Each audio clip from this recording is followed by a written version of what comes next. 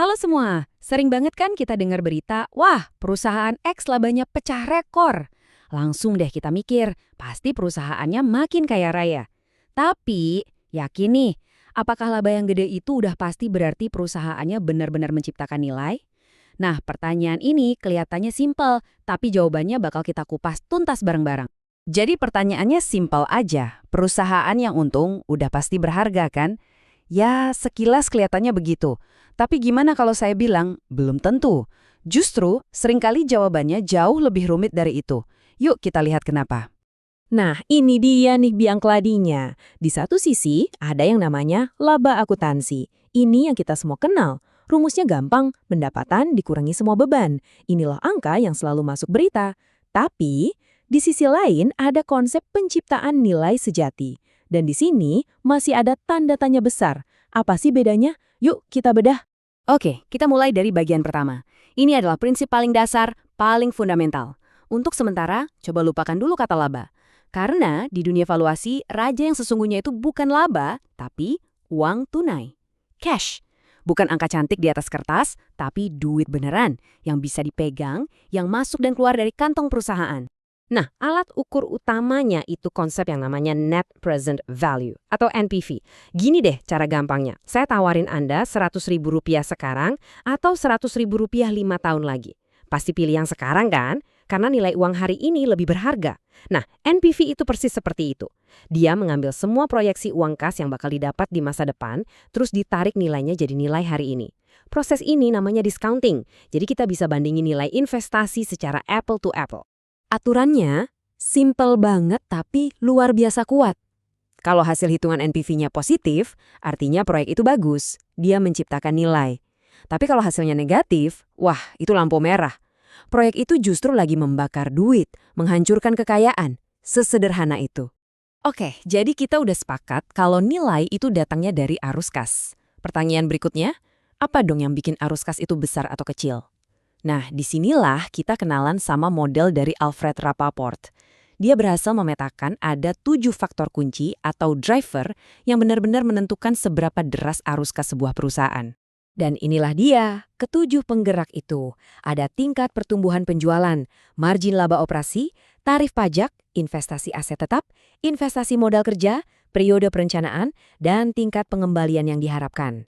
Intinya, ini semua tentang seberapa cepat perusahaan bisa tumbuh, seberapa efisien operasinya, seberapa besar modal yang harus ditanam lagi untuk tumbuh, dan tentu saja pajak dan ekspektasi investor.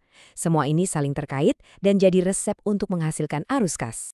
Nah, sekarang kita coba bikin ini jadi lebih nyata. Kita nggak cuma ngomongin teori. Di sini ada contoh dengan angka-angka konkret. Kita punya penjualan saat ini $1 juta, target pertumbuhan 12%, margin laba 9%, dan seterusnya. Ini semua adalah bahan-bahan resep kita tadi. Coba kita lihat kalau semua ini kita masak, hasilnya jadi apa.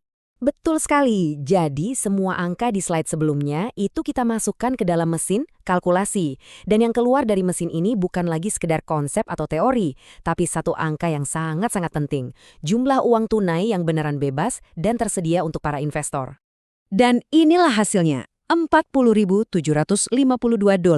Ingat ya, ini bukan laba akuntansi. Ini adalah duit beneran. Uang tunai yang tersisa di tangan setelah perusahaan bayar semua biaya operasional dan setelah menyisihkan uang untuk investasi masa depan. Inilah yang kita sebut darah dari sebuah bisnis, jantung dari penciptaan nilai. Oke, kita udah paham kalau cash is king. Tapi faktanya, di lapangan para manajer itu mikirnya pakai laba. Nah, untuk menjembatani dua dunia ini, dunia arus kas yang fundamental dan dunia akuntansi yang praktis, ada satu konsep yang lebih cerdas lagi. Namanya laba ekonomi. Untuk ngerti apa itu laba ekonomi, kita harus kenal dua jenis biaya. Yang pertama, biaya eksplisit. Ini yang gampang. Semua biaya yang ada kwitansinya. Bayar gaji, sewa gedung, beli bahan baku. Tapi ada yang kedua, dan ini yang sering banget kelewat. Biaya implisit. Ini adalah biaya kesempatan atau opportunity cost. Biaya tersembunyi atas pilihan yang kita ambil. Biar gampang, kita pakai contoh. Bayangin PT ABC punya pabrik sendiri. Udah lunas? Mereka bisa pakai pabrik itu untuk produksi. Tapi ada pilihan lain kan? Mereka bisa juga sewain pabrik itu ke orang lain terus dapat duit sewa. Nah, saat PT ABC memutuskan, Oke, kita pakai sendiri aja pabriknya. Mereka sebetulnya kehilangan potensi pendapatan dari sewa. Pendapatan yang hilang itulah biaya implisitnya. Sekarang kita hitung. Katakanlah laba akuntansi PT ABC di laporan keuangan itu 50 miliar rupiah. Kelihatannya bagus, tapi tunggu dulu. Ada biaya implisit, yaitu potensi uang sewa yang hilang sebesar 20 miliar. Jadi laba yang sebenarnya atau laba ekonominya adalah 50 miliar dikurangi 20 miliar. Hasilnya cuma 30 miliar. Beda jauh kan? Baiklah, sekarang kita sampai di puncaknya. Kita akan gabungkan semua ide ini, pentingnya arus kas dan kejujuran dari laba ekonomi ke dalam satu metrik pamungkas.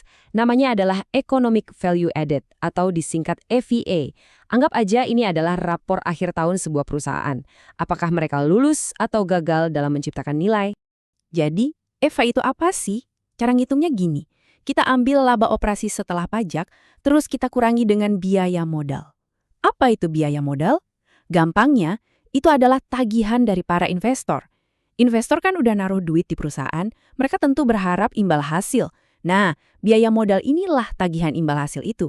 Jadi pertanyaannya simpel, setelah bayar semua biaya operasional dan bayar tagihan ke investor, masih ada sisa nggak? Dan disinilah letak kejeniusan IVA.